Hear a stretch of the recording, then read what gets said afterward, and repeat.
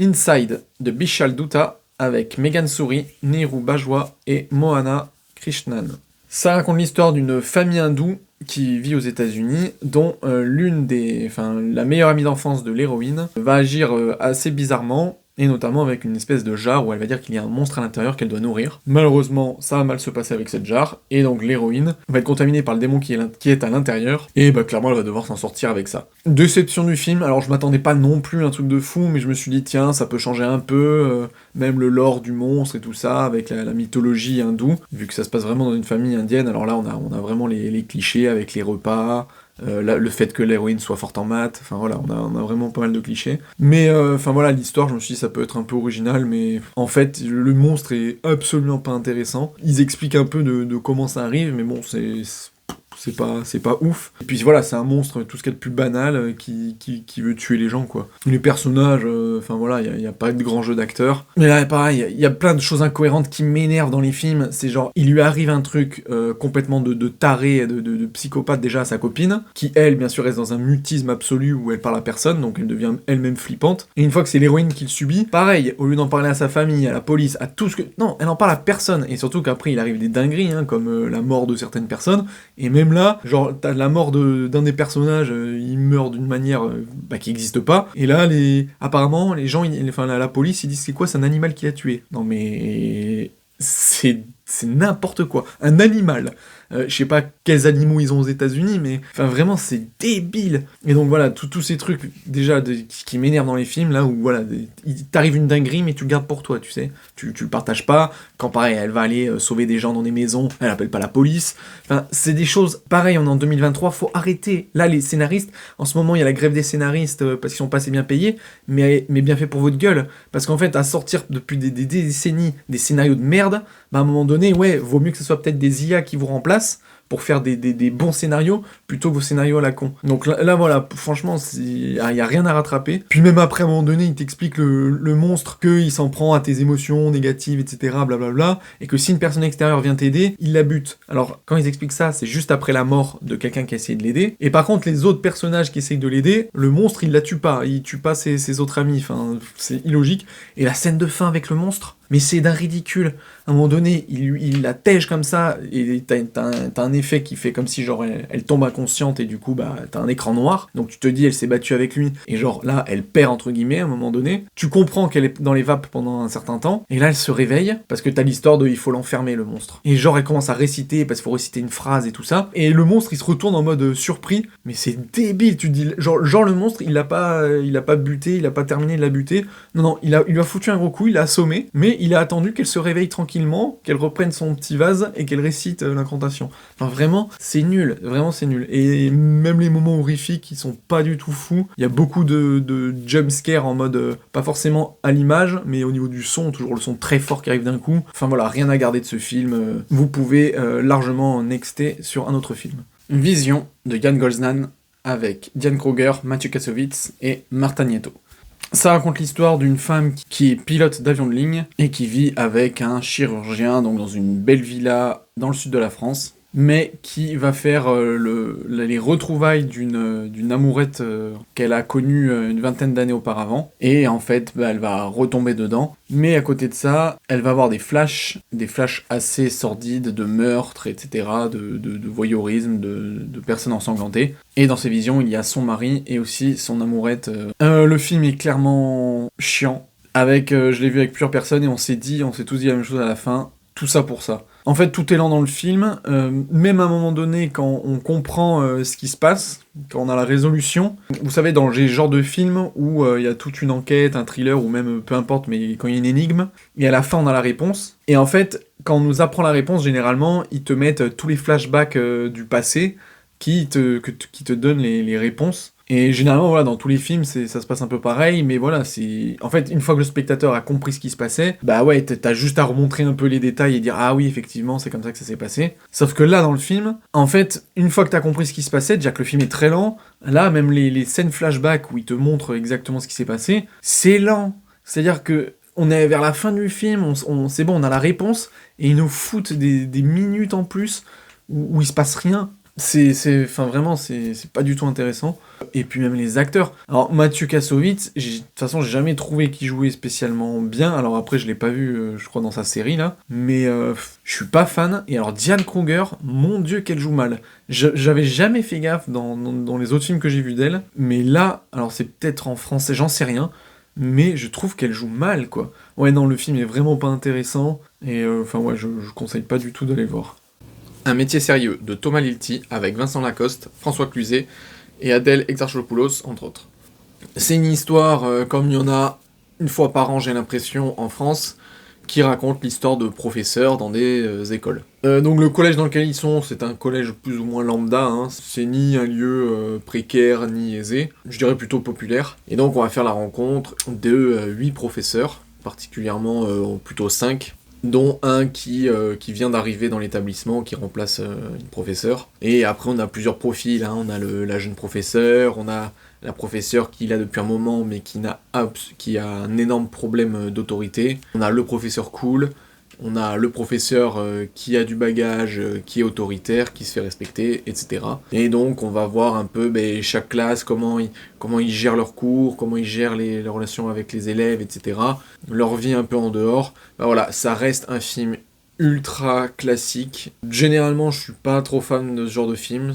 En gros, les films sociaux français, ça me dégoûte plus qu'autre chose. Là, je suis allé le voir parce que il y avait plein d'acteurs que j'aimais bien, dont Vincent Lacoste, Adèle Exarchopoulos et William Lebguil. Mais voilà, je savais que j'allais pas voir un grand film et je me suis pas trompé. Alors le film est pas mauvais, on passe un moment agréable à regarder le film, hein. C'est sympa de voir comment sont les professeurs, tout ça. J'imagine, ou peut-être pas, hein, mais que si on est professeur, on peut se retrouver dans énormément de situations. Je pense que ce film peut plaire particulièrement aux professeurs et à tout ce qui est le métier de scolarité. Mais voilà quoi, il y a vraiment rien de fou, rien de profond. Donc voilà, je pense qu'on peut facilement passer à côté. Dogman de Luc Besson avec Caleb Landry Jones, Jojo Gibbs et Christopher Dunham. Ça raconte l'histoire d'un homme, on va dire, décalé de la société, qui va se faire arrêter par la police, et lors d'un entretien avec une psychiatre, va lui raconter son histoire, au passé douloureux, traumatique, et sa rencontre avec sa plus grande histoire d'amour, qui est les chiens. En fait, je suis assez déstabilisé, parce que je m'attendais vraiment pas à ça en voyant le film. Je trouve que la bande-annonce est pas du tout représentative du film. Du coup, ouais, je suis un peu... Je sais pas trop quoi en penser. Le film est pas mal, mais voilà, ça aurait pu être mieux. En fait, le scénario, c'est vraiment ce mec donc, qui se fait appeler Dogman, enfin, jamais dans le film explicitement, mais à un moment donné, il y a une scène que je trouve pas mal d'ailleurs, où on voit le nom Dogman apparaître, la scène est bien faite. Mais en fait, oui, il raconte son enfance et sa vie, jusqu'au moment de l'interpellation par la police. Et ouais, en fait, c'est bizarre, parce que c'est quand même dramatique tout le long. Quand on voit la bande-annonce, on a l'impression que... Alors bien sûr, il y aura du dramatique et tout ça, mais on a l'impression aussi d'un film d'action. Bien sûr, il y a quelques scènes d'action dans le film, mais globalement, c'est vraiment un drame sur la vie de ce mec qui a une histoire de merde. Et voilà, il y a beaucoup de dialogue, quoi. Faut pas aller voir le film en s'attendant à ce qu'il y ait de l'action, quoi. C'est vraiment surtout beaucoup de dialogue. Et à côté de ça, les scènes avec les chiens, alors pas toutes, mais il y en a, je les trouve un peu trop comiques. Je trouve que ça va pas avec le film. L'acteur, lui, il joue très bien, franchement, il y a rien à dire, c'est impeccable. Mais les chiens, il y a des moments... Enfin, je trouve que les scènes avec les chiens sont un peu trop gros. Enfin, là, on sort du réel, quoi. C'est-à-dire que les chiens, apparemment, ils peuvent communiquer par télépathie avec le maître, parce que ils font des choses dans le film. Vraiment, le meilleur chien de la planète, qui n'a jamais existé sur Terre, je pense il peut faire même pas 10% de ce qu'ils font les chiens. Donc bon, après, c'était pas le but de faire un truc réaliste, hein, j'imagine.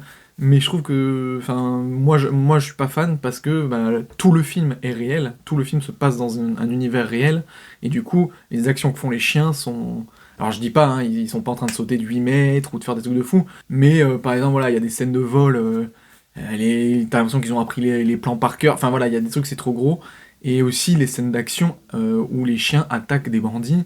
Là, t'as l'impression que c'est des aliens, les chiens. Enfin, c'est pareil, il faut arrêter, quoi. Et je pensais vraiment qu'elle allait avoir un peu de dramatique, même sur les chiens, c'est-à-dire que je pensais qu'on allait voir des chiens morts, quoi. Parce que clairement, à un moment donné, il y a plein de bandits qui arrivent. Et là, voilà, c'est quand même assez bisounours. Du coup, en fait, comme on est vachement plus dans le drame et le côté sérieux, je trouve que c'est pas assez poussé pour que ça soit un film qui marque, quoi, et qui percute. Donc c'est dommage. Filippo avec Guillaume Canet, Laetitia Doche et Patience Mockenbach. C'est l'histoire d'une famille, et plus précisément d'un père de famille, qui est divorcé et qui a une situation plutôt problématique, conflictuelle avec son travail. Une histoire de manifestation qui tourne mal, il fait de la prison, il est en liberté surveillée ou je sais pas quoi. Au-delà de ça, le film porte sur la question écologique, avec tout ce qui est pollution, tout ça, et on raconte qu'il y a des pluies acides, et notamment qui vont arriver au nord de la France, là où ils habitent. En fait, après, le reste du film est vraiment dur à décrire parce qu'il est illogique. Voilà, donc on va rentrer directement dans le sujet. Alors bon, déjà, pour dire, le film en soi, il est pas dégueu, on passe pas un mauvais moment, je trouve.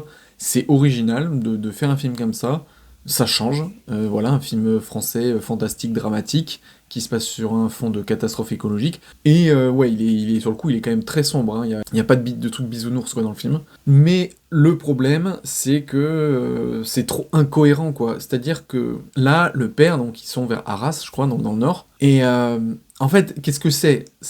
Alors c'est horrible, hein, là dans le film, la pluie elle est vraiment acide de fou, donc si tu restes dessous, tu brûles, t'es rongé par l'acide. Et mais le truc, c'est que ça reste de la pluie. Alors bien sûr, dans le film, il pleut tous les jours et tous les soirs, sinon c'est pas drôle. Mais bon, ça c'est pas grave, ça peut arriver.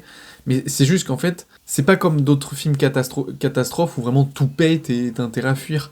Là, je veux dire, même si t'es dans un monde de réel, ce qui est le cas dans le film, hein, c'est ancré dans la réalité, bah s'il pleut, tu fais quoi? Tu restes chez toi. Là, le mec, pendant tout le film, il bouge.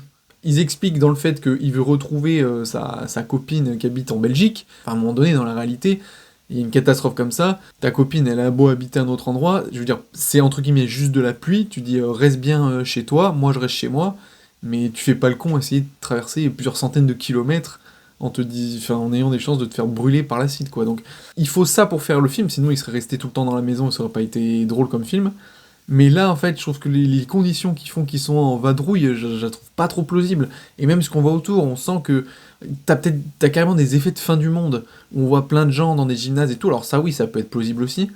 Mais on voit l'armée qui... Alors, encore une fois, l'armée pourrait aider en cas de situation comme ça, mais je trouve que ça fait vraiment trop... Il s'est passé un truc cataclysmique et voilà, les gens essaient de survivre comme ils peuvent. Alors que voilà, ça reste encore une fois juste une pluie. Alors bien sûr, elle défonce plein de trucs, mais je trouve que l'événement par rapport à ce qui se passe, je trouve démesuré et du coup ça fait bizarre en fait. Tu dis mais attends, il y a un truc qui va pas. Et aussi voilà, il y a une scène, à un moment donné, le père et la fille se disputent. Voilà, ils sont dans un champ et la meuf décide de sortir de la voiture et elle court. Sauf qu'à un moment donné, plus ça va, plus elle va dans on va dire, un marécage, quoi. Donc il y a beaucoup d'eau, donc qui est acide et tout ça, qui brûle, machin, et elle voit une espèce de tracteur qui est à moitié enseveli, tout ça dans l'eau, et en fait, elle décide d'avancer jusqu'au tracteur, et en fait, là, elle gueule, elle dit « Papa, au secours », et lui, donc bien sûr, qui est allé la sauver, et tout ça, héroïquement, mais cette scène, elle est, mais tellement absurde. Enfin, c'est n'importe quoi, c'est un champ immense qui est une plaine. Elle a pas 2 ans, hein, c'est pas un bébé, hein. Donc elle a quand même un cerveau. Et la meuf, non, elle fonce, et plus elle voit que c'est boueux et qu'il y a de l'acide, au lieu de dire oh putain, faut que je recule, non, elle continue de courir, d'avancer jusqu'à ce que ça soit de plus en plus liquide. Enfin, vraiment, je suis désolé, mais. Parce que surtout que ce qui arrive dans cette scène est assez tragique. Et bah non, je suis désolé, mais cette scène n'existe pas en fait. T'as même envie de dire, sans dire ce qui se passe, mais t'as envie de dire allez crevez tous les deux parce que vous êtes tellement cons que vraiment vous méritez pas de vivre. Vraiment, enfin cette scène, ils ont voulu faire un truc comme ça, mais putain, il aurait fallu l'amener autrement. Surtout qu'il y a par exemple une scène, à un moment donné dans la maison où ils sont hébergés par une femme et son enfant, ils auraient très bien pu amener ce qui se passe à un moment donné, de façon à ce que ça finisse comme ça pour le héros. Pour conclure, je peux quand même conseiller d'aller voir le film, parce que voilà, ça change, hein, c'est un film catastrophe qui change, qui est français, et qui est original sur une pluie acide. Donc voilà, il y a des défauts, mais ça reste un film sympa. Le livre des solutions de Michel Gondry avec Pierre Ninet, Blanche Gardin et Francky Wallach. C'est l'histoire d'un jeune réalisateur, semi-amateur, semi-pro, qui a tourné un court-métrage, mais qui ne l'a pas terminé, qui ne l'a pas monté notamment. Et en fait, sa production va décider d'annuler son film, en tout cas que sa production soit reprise par un autre réalisateur, qui finira le film. Lui, du coup, il n'est pas d'accord, il décide de se retirer à la campagne chez sa tante pour le terminer. avec sa monteuse et aussi on va dire son agent. Sauf que ce réalisateur est complètement déjanté, complètement fou, complètement dans la lune, dans son monde, et ça donne voilà des scènes complètement... C'est un bon film, franchement j'ai été agréablement surpris, je m'attendais pas à grand chose du film, et vraiment c'est une bonne surprise. Pierre Niney comme d'habitude qui est excellent, qui joue très bien, les autres acteurs et actrices font leur taf aussi. Il y a un côté très mignon, très, très gentil, tout ça dans le film, mais quand tu regardes vraiment en profondeur le personnage de Pierre Niney, je trouve que c'est quand même sérieux et grave, quoi. Dans le sens où c'est quelqu'un qui est très perturbé, qui a des idées à 1000 à l'heure et tout, mais qui n'arrive pas à se focus sur un truc, et en fait qui ne supporte mal la frustration. Et dans le film, il y a des moments où il est extrêmement dur avec ses employés, et tu sens qu'il y a de l'amour, il y a de l'amour de partout, des deux côtés et tout ça, mais lui, ça va déborder sur des choses mauvaises, et ses employés vont soit accepter, soit être en rupture. Enfin voilà, le film est quand même...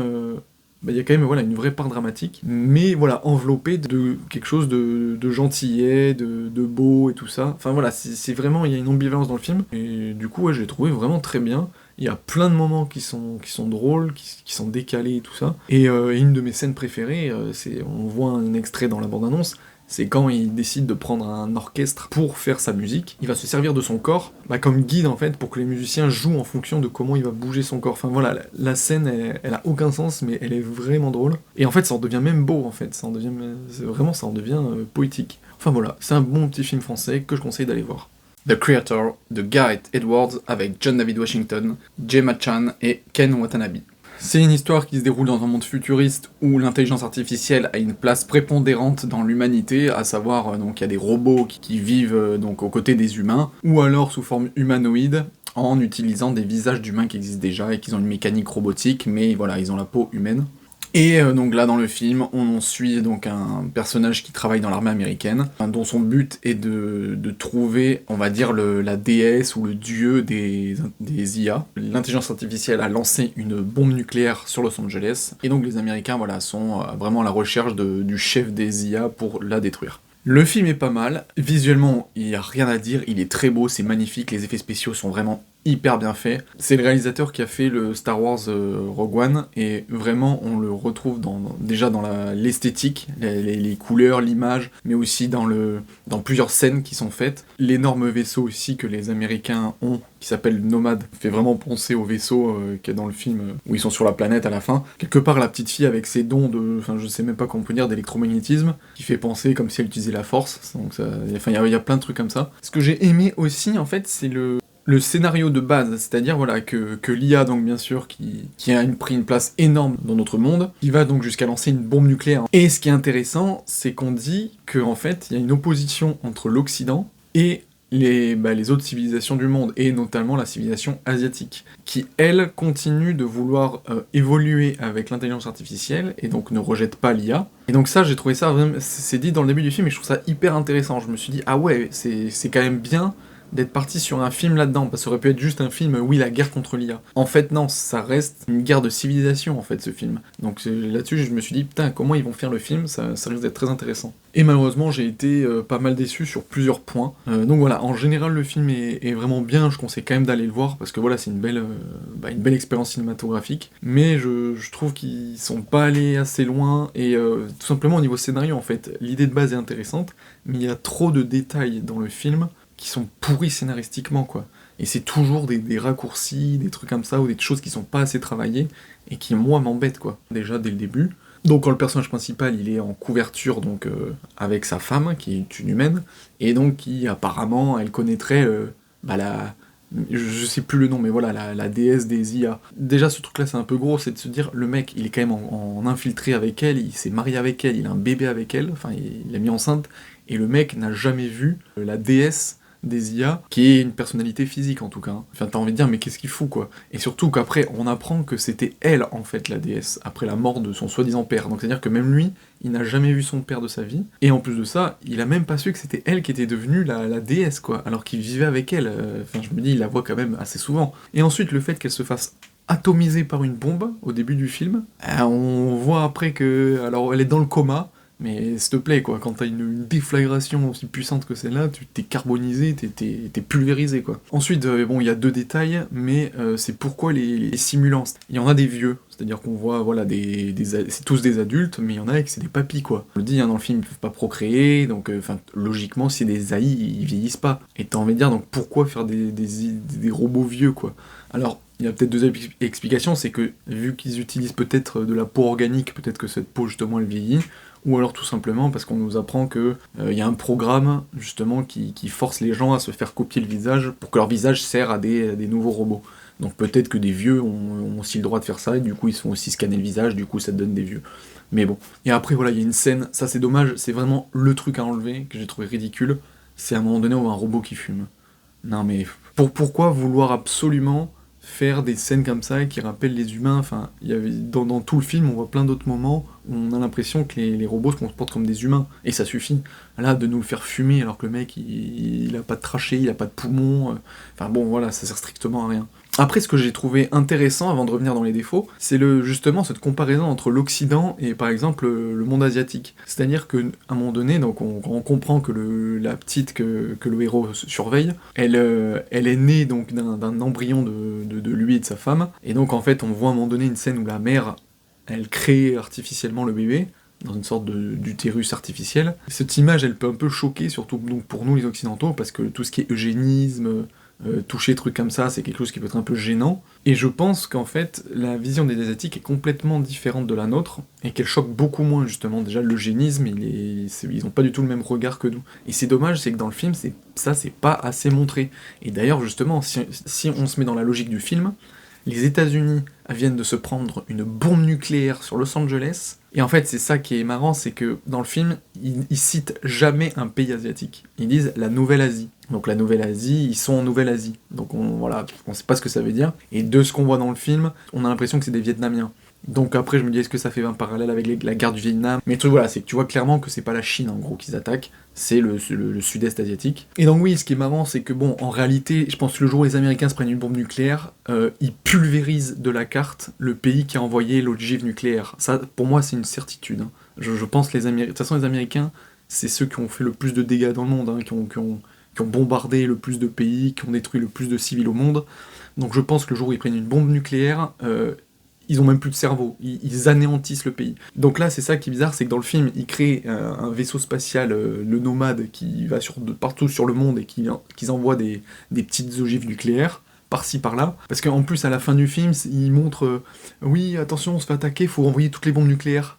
Ça veut dire qu'ils savaient déjà les sites où il fallait envoyer les bombes nucléaires, mais en fait, pendant tout le film et pendant toute l'histoire du film, ils les tirent jamais. Enfin, ils tirent une bombe nucléaire une fois de temps en temps. Les mecs, si vous savez les sites. Puis aussi, voilà, l'autre truc qui est un peu mal fait, c'est que du coup, à un moment donné dans le film, ils sont là, oh, on a trouvé la base de machin, de l'IA et tout. Non mais mec, avec les satellites, avec la technologie d'aujourd'hui, c'est sûr et certain que géographiquement, ils voient où est-ce qu'il y a des bases d'IA. En plus, c'est des grosses villes, hein, c'est pas des petits villages dans la montagne cachés, hein, c'est vraiment à ciel ouvert.